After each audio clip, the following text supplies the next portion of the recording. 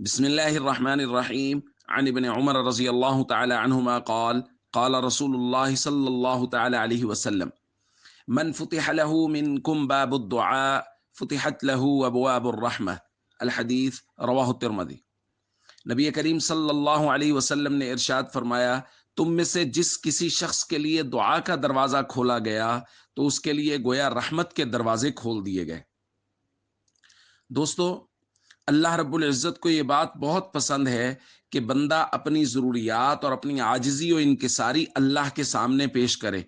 جب کوئی بندہ اللہ کے سامنے اپنی ضروریات رکھتا ہے اور اللہ سے مدد مانگتا ہے تو اللہ رب العزت اس کے لیے رحمت کے دروازے کھول دیتے ہیں۔ اس لیے ہم سب کو چاہیے ہم دعا کا معمول بنائیں، چونکہ دعا کرنے سے جب کوئی بندہ دعا کرنے لگ جاتا ہے، نبی پاک صلی اللہ علیہ وسلم فرماتے ہیں اس کے لیے رحمت کے دروازے کھول دیے جاتے ہیں۔ تو دعا کا معمول بنائیں، اپنی ضروریات کو اللہ کے سامنے رکھیں اور اللہ سے مدد مانگیں، اور خاص طور پہ رمضان کی ان ساعات میں بھرپور دعا کا معمول، اللہ کے سامنے جھکنا، عاجزی و انکساری، اپنے گناہوں کی معافی، اپنے لیے، اپنے بچوں کے لیے، اعزاء اقربا، والدین کے لیے، سب کے لیے، پوری امت کے لیے خصوصی دعائیں مانگیں۔ اور اس کے بعد حضور علیہ الصلوۃ والسلام نے فرمایا، وَمَا سُئِلَ اللَّهُ شَيْئًا یعنی أَحَبَّ إِلَيْهِ مِنْ أَنْ يُسْأَلَ الْعَافِیَةَ،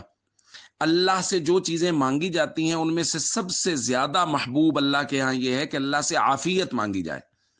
اس لیے اللہ تعالیٰ سے ہمیشہ عافیت مانگنی چاہیے، یعنی باقی سب دعائیں مانگنی چاہیے لیکن سب سے زیادہ اللہ سے عافیت مانگنی چاہیے، کیونکہ اللہ کو بھی یہی پسند ہے کہ بندہ مجھ سے عافیت مانگے، کہ اللہ رب العزت جو مناسب سمجھے، جو کام مناسب سمجھے، جو چیزیں مناسب سمجھے، جو ہمارے حال کے لائق ہیں وہ ہمیں عطا فرمائیں اور ہمیں عافیت عطا فرمائیں۔